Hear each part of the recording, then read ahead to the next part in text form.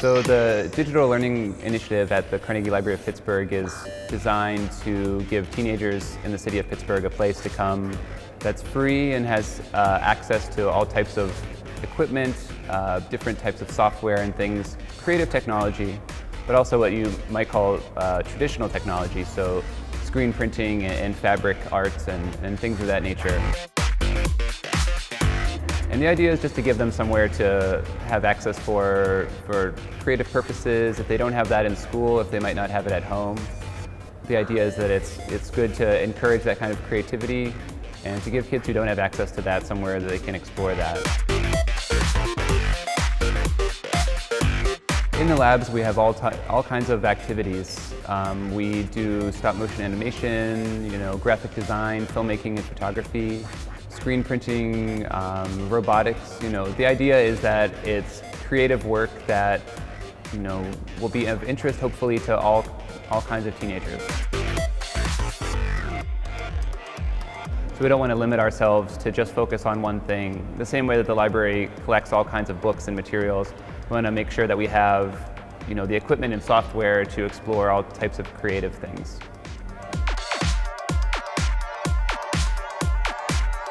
So mentors are really what drives the program. We can have all this kind of equipment and software and things like that, but without the mentors who encourage the youth, who teach them in a sort of informal setting, without that, I think a lot of that material would just be gathering dust. So the mentors who are, community artists, but they're also just librarians and library staff in the traditional sense, they are, just the quintessential part that makes it work.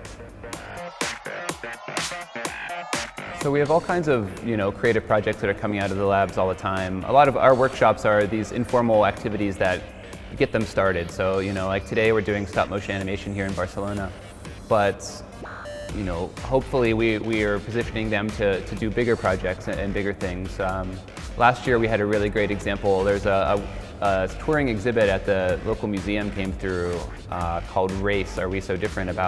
About racial differences and the anthropology of race and looking at the social idea of how that works.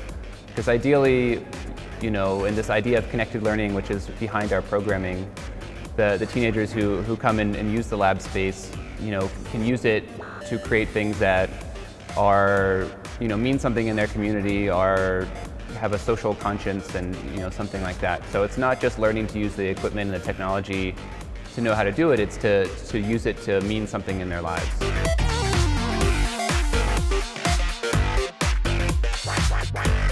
Digital fabrication, the Fab Lab exists here in Barcelona. That's a big part of what we do, sort of making things. So I think making something is a really powerful feeling for people of all ages, but maybe in your teen years, that's the time when you could really use that confidence boost and sort of the knowledge that you can make something, that you have the ability to do that, to actually design something and then physically have it, whether it's a 3D printed object that you've designed, something you've sewn, an animation, a work, something that you've made that way. I think that's what's behind the Fab Labs is, actually sort of making something real can be a really powerful experience.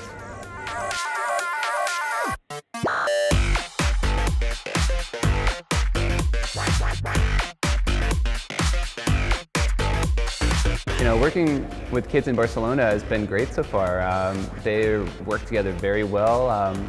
The teacher of the students was telling me this was one of the best classes he's ever had, and I'm not surprised by that.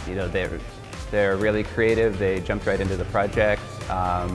Able to work with the app, which is a little difficult, and stop-motion animation requires a lot of patience. It's 15 frames per every second of footage, so to jump right into that, it can really take patience and it takes a lot of time. So I was impressed to see what they were able to create in a short amount of time.